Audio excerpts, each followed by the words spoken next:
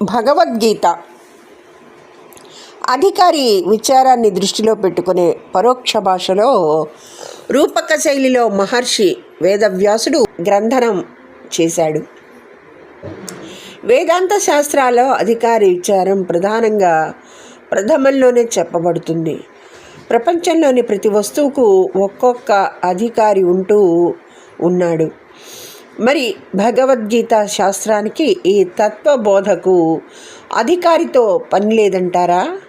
అన్నానికి ఆకలి కొన్నవాడు అధికారి, నీళ్లకు దప్పిక కొన్నవాడు అధికారి, మందుకు రోగగ్రస్తుడు అధికారి. అలాంటప్పుడు వేదాంత బోధకు అధికారి ఎవ్వరు? ఈ విషయమే ఈ మొదటి అధ్యాయంలో నిరూపించబడింది.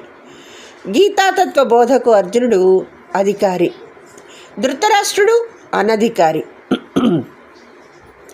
ఈ రెండు పాత్రలకు శ్రీ వ్యాసదేవుడు ఈ అధ్యాయంలో మన ఎదుట చిత్రించి చూపించాడు. అధికారి విచారంతో పాటు అనధికార విచారం సైతం ప్రసంగోపాత్తంగా వచ్చింది. విషాదయోగం అనే విచిత్ర నామకరణం భగవద్గీతలో తప్ప మరెచ్చటా కనపడదు. విషాదం అంటే దుఃఖం, ఏడుపు. అది కూడా ఒక యోగమేనట. ప్రపంచంలో ఎవడైనా ఏడిస్తే నీకేమి రోగం అని అడుగుతాము. ఏడుపు రోగానికి చిహ్నమని మన అభిప్రాయం. కానీ అర్జునుడు ఏడవక ఏడిస్తే అందుకే కాబోలు అది యోగమయ్యింది. అర్జునుడు తన 80 ఏళ్ల జీవితంలో ఒకే ఒక్కసారి ఏడ్చాడు. బుద్ధుడు 80 ఏళ్ల జీవితంలో ఆ గంభీర పురుషుడు ఒకే ఒక్కసారి నవ్వాడు. అది శిష్యుడైన ఆనందునికి పెద్ద సమస్య కూర్చుంది.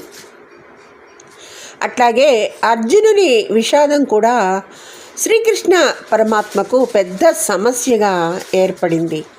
ప్రపంచంలో ప్రతివాడు ఏడుస్తూనే ఉన్నాడు. భార్యల కోసం, బిడ్డల కోసం, ఐశ్వర్యం కోసం, పేరు కోసం, ప్రతిష్ట కోసం ప్రతివాడు ఏదో ఒక నెపం పెట్టుకొని చీటికి మాటికి గుట్టుగాను గట్టిగాను ఏడుస్తూనే ఉన్నాడు.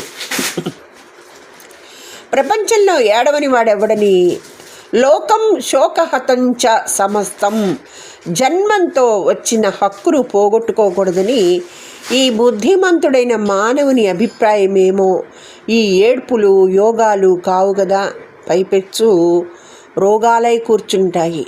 ఇవి తనకు లోకానికి సంకటం కలిగించేవే. అర్జునుని ఏడుపుతో ఆయన ఉద్ధారకమైపోవటమే కాక లోకాన్ని ఉద్ధరించే గీతాశాస్త్రం కూడా అవతరించింది.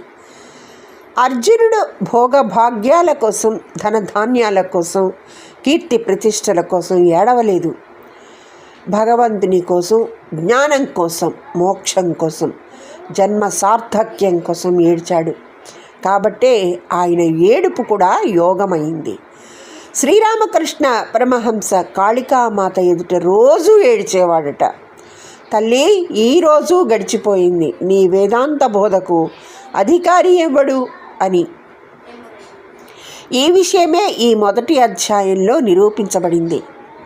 గీతాతత్వ బోధకు అర్జునుడు అధికారి, ధృతరాష్ట్రుడు అనధికారి. ఈ రెండు పాత్రలకు శ్రీ వ్యాసదేవుడు ఈ అధ్యాయంలో మన ఎదుట చిత్రించి చూపించాడు. అధికారి విచారంతో పాటు అనధికార విచారం సైతం ప్రసంగోపాత్తంగా వచ్చింది. విషాదయోగం అనే విచిత్ర నామకరణం భగవద్గీతలో తప్ప మరెచ్చటా లేదు.